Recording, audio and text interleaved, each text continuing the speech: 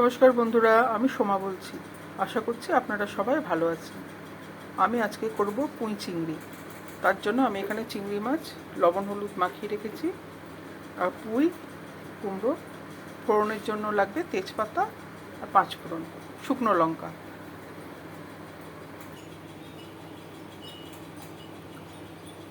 কড়াতে পরিমাণ মতো আমি সর্ষের তেল দিয়ে দিলাম, শুকনো লঙ্কা, 5 ফোড়ন, তেজপাতা দিয়ে দিলাম।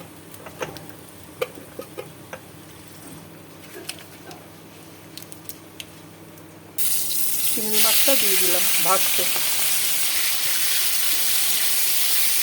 চিংড়ি মাছটা একটু ভেজে নেব আমি।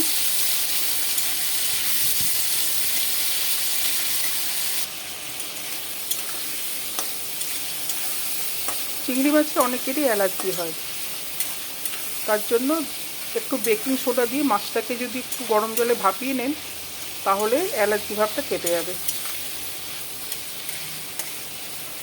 যাই হোক, আমার মাছটা ভাজা হয়ে গেছে। আমি পুঁই কুমড়ো দিয়ে দিচ্ছি।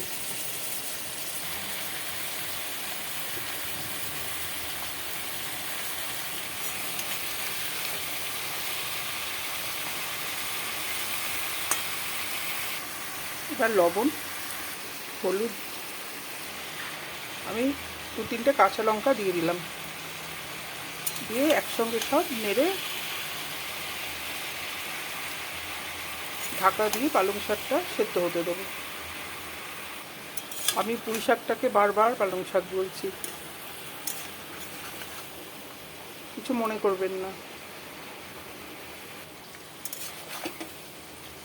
কুমড়ো পুঁই দুটোই সেদ্ধ হয়ে গেছে।